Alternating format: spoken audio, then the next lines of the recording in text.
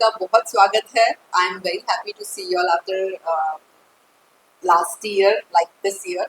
मुंबई में हम लोग मिले हैं और मुझे बहुत अच्छा लग रहा है कि आफ्टर अ लॉन्ग टाइम हम लोग मकर संक्रांति के दिन मिले हैं। तो सभी को मकर संक्रांति की ढेर सारी शुभकामनाएं। अभी 2025 शुरू हो गया है, गाना आपका धमाल करने वाला है कल से। क्या कहना चाहिए? सबसे पहले अगर गाने के बारे में बताया और हमें 2025 की थोड़ी प्लानिंग बताया आपकी कि क्या है। सबसे पहले गाने से स्टार्ट करते हैं, किस तरह का गाना? बिल्कुल, ऑलवेज ऑडियंस से रहा है कि बंगली दिया तो हो गया। खेसारी लाल यादव जी के साथ में मेरा एक बहुत सुंदर गाना आया था और मैं थोड़ा सा टाइम लेके ही जो भी करती हूँ तो उसमें ये सवाल सबके ये रहे हैं कब आ रहा है बंगलिनिया 2। तो बंगलिनिया 2 के लिए तो वक्त है, लेकिन उसके पहले एक धमाकेदार 2025 का बहुत सुंदर सॉन्ग मेरे पास आया था और जैसे ही मैंने गाना सुना मुझे लगा कि ये तो धमाल गाना है और ऑडियंस मुझे इसमें देखना पसंद करेगी। सो बहुत सुंदर गाना है। It's called as a item number kind of flavour song, but उसमें एक आफ्टर अ लॉन्ग टाइम मैंने एक अलग तरीके से अपने आप को प्रेजेंट किया है और उसमें ये प्रोडक्शन हाउस है, take me production house, which is a new production house जिसमें कास्ट हो रहे मेरे अपोजिट में पृथ्वी तिवारी जी। बट वर्डिंग्स इतने सुंदर लगे मुझे, मैंने पहली बार सुना, मुझे लगा कि नहीं मुझे ये गाना करना है। तो जस्ट ऐसे ही मैं बाउंस करी थी आइडियाज लकी सर के साथ में, लकी विश्वकर्मा जी के साथ में, जो हमारे डांस कोरियोग्राफर है इस पर्टिकुलर सॉन्ग के। तो उन्होंने कहा कि एक गाना है अगर आपको करना है, मतलब आफ्टर लॉन्ग टाइम उन्होंने हमारा नाच की मलकिनिया गाना जो खेसारी जी के साथ में किया था वो गाना, उस गाने के बाद में मतलब ये गाना आया हुआ है। तो वेरी एक्साइटिंग।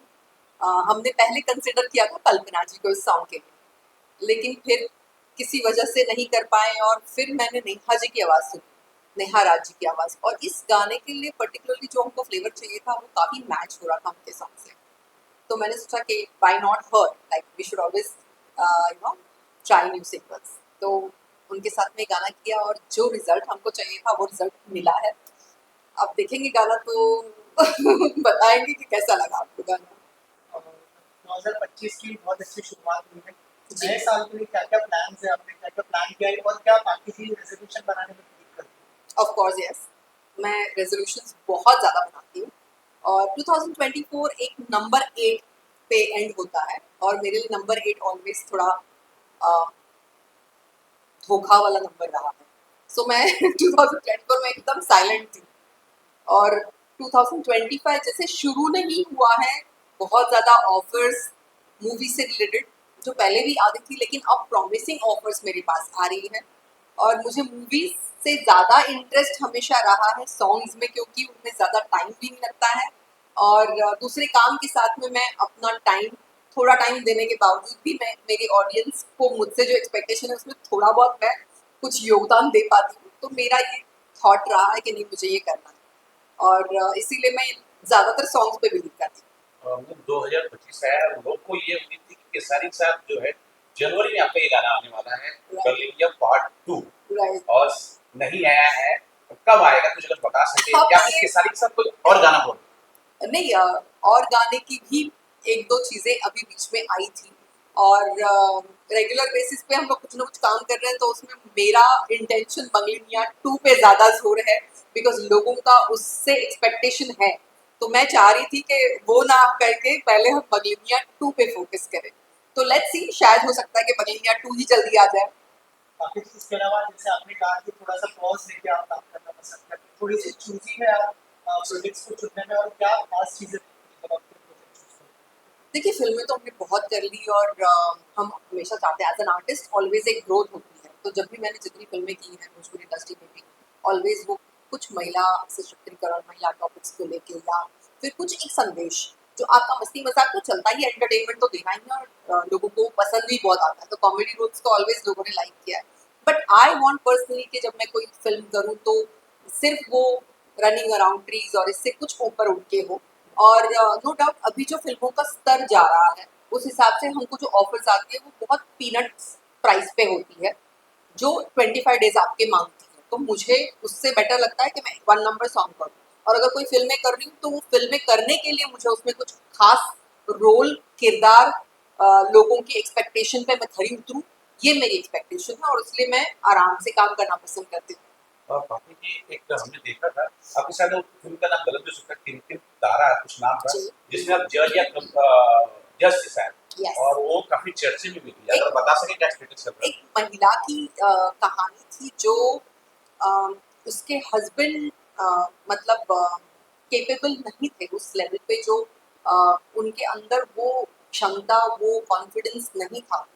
तो किस तरीके से वो अपनी वाइफ को जो उसकी एक्सपेक्टेशन थी उसको पूरा नहीं कर पाते हैं, लेकिन उसके बावजूद भी वो लोग किस तरीके से संघर्ष करके एक पुत्र जो हर शादीशुदा जीवन में इस एक्सपेक्टेशन होती है, तो उसमें वो लोग अपने जीवन को आगे बढ़ाते हुए एक पुत्र को जन्म देते हैं, लेकिन वो किस तरीके से जन्म उसका होता है और उस तरीके से जन्म होने के वजह से आगे उनको क्या क्या भुगतना पड़ता है और किस तरीके से एक जर्नी एक औरत की जहाँ वो एक हाउस वाइफ से जज बनने तक की जर्नी और उसको फाइनल एक डिसीजन लेना पड़ता है जो उसके माँ के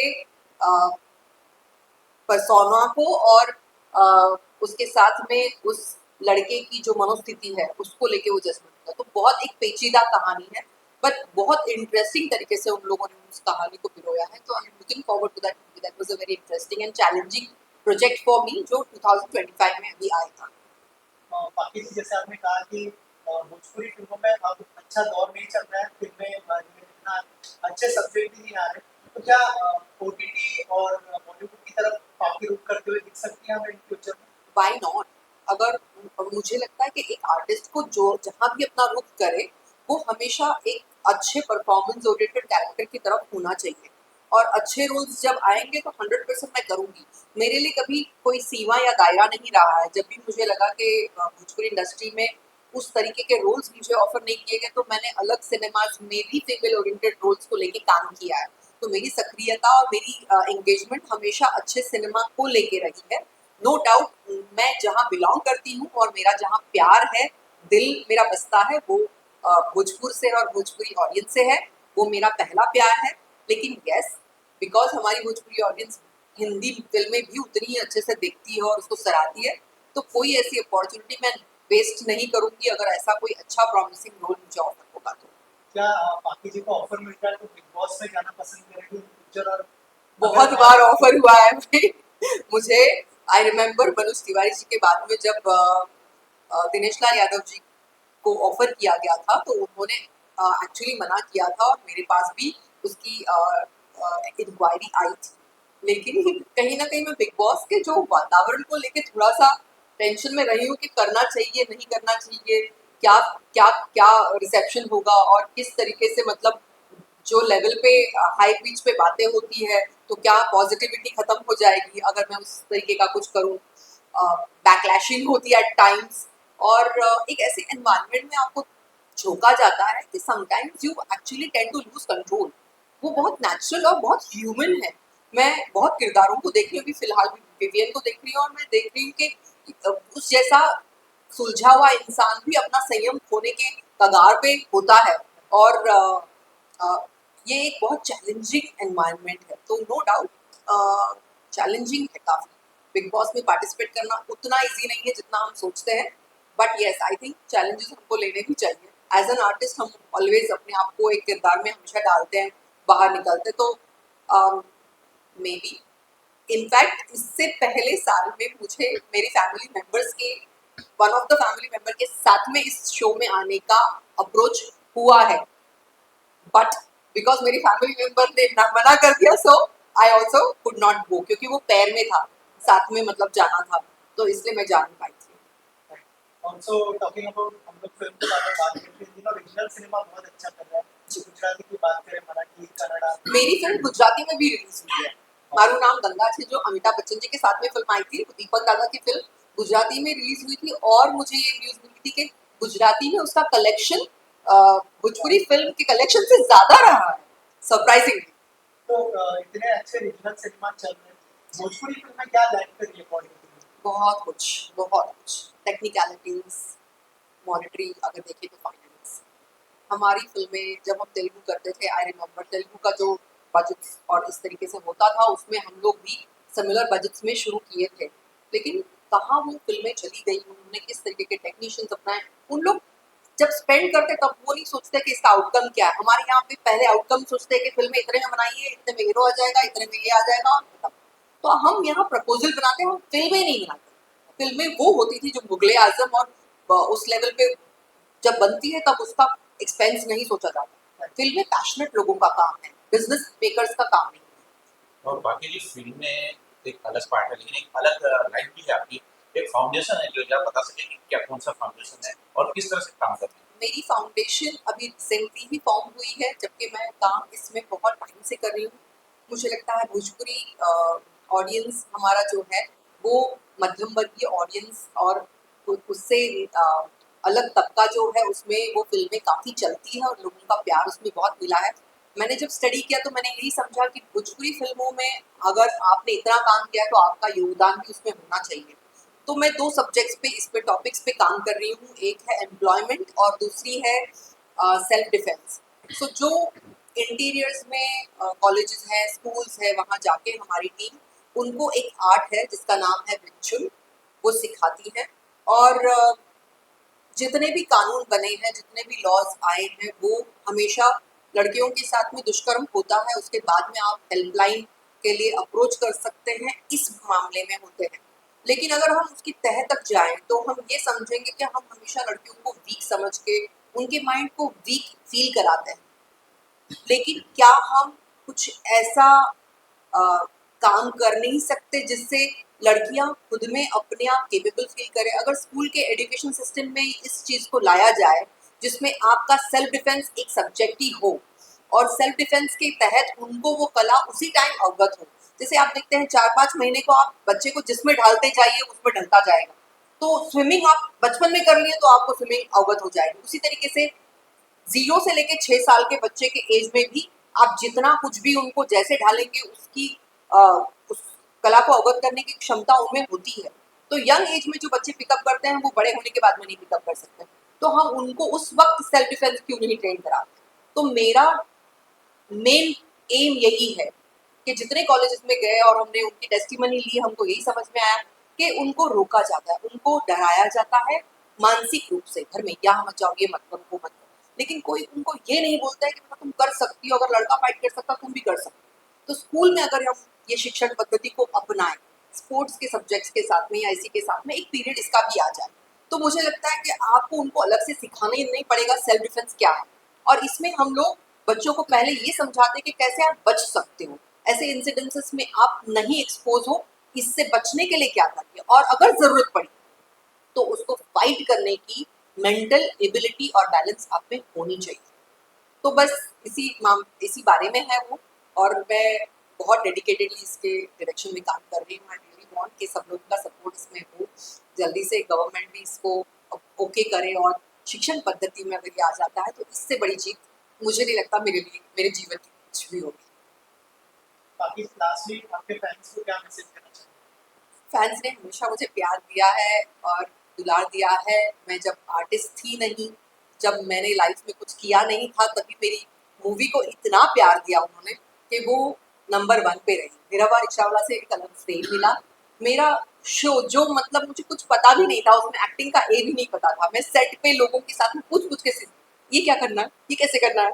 तो शिल्पा शिंदे और फरीदा जी मतलब मेरे भाभी और मम्मी का रोल करती थी और उन्होंने मुझे सेट पे सिखाया। मैंने कोई एक्टिंग का कोर्स किया नहीं। तो मुझे वहाँ पे भी नंबर 1 पे वो शो रहा 3 साल के लिए और बहुत लोगों का प्यार मिला। तो बड़े अ, अ, एक इनोसेंटली लोगों ने मुझे अपना प्यार दिया है। मैंने कभी एक्टिंग की नहीं, सेट पे ही सीखी। तो मैं यही चाहूँगी कि हमेशा मुझे ये ब्लेसिंग मिलती रहे, ये प्यार मिलता रहे, मैं कुछ ना कुछ काम करती रहूँ जिससे सभी का मनोरंजन करूँ। ये गाना भी जो आ रहा है वो एक मनोरंजन के तौर पे ही किया हुआ सॉन्ग है और बड़ा लाइट मोमेंट है, बट बहुत अच्छे वर्डिंग्स है जो मुझे कैची लगे और मुझे लगा कि ये गाना मुझे करना चाहिए। सो लेट्स सी लोगों का प्यार इसको कैसे मिलता है। सर मैं लास्ट एक क्वेश्चन से एंडिंग करता हूँ कि जब भी हम आपका इंटरव्यू डालते हैं तो जी। एक क्वेश्चन कॉमन आता है जी कि निरहुआ के साथ आपकी बहुत सारी पिक्चर हिट हुई है जी और लोग ये चाहते हैं और पूछते भी हैं, हम्म। क्या हम 2025 के अंदर निरहुआ के साथ आपको देखेंगे? आ, दिनेश जी के साथ में मेरी फिल्में बहुत ही हिट रही है, लोगों का प्यार बहुत मिला है मुझे। बहुत बार ऐसे वाकया आए जिसमें मुझे कुछ ऐसी फिल्में ऑफर हुई है, अभी अभी बात भी हुई थी कि हम लोग एक फिल्म कर रहे हैं और फिर वो पता नहीं क्यों फिस आउट हो जाती है। लगता है लोगों का प्यार वहां तक के लिए सीमित था, तो जितना लोग डिमांड करेंगे हो सकता है कि बहुत जल्दी हम लोग फिल्म कर लें। और no doubt he is a wonderful actor, तो 100% फिल्म भी अच्छी होगी जो आएगी। Thank you thank so you, much and all the best. Bye bye.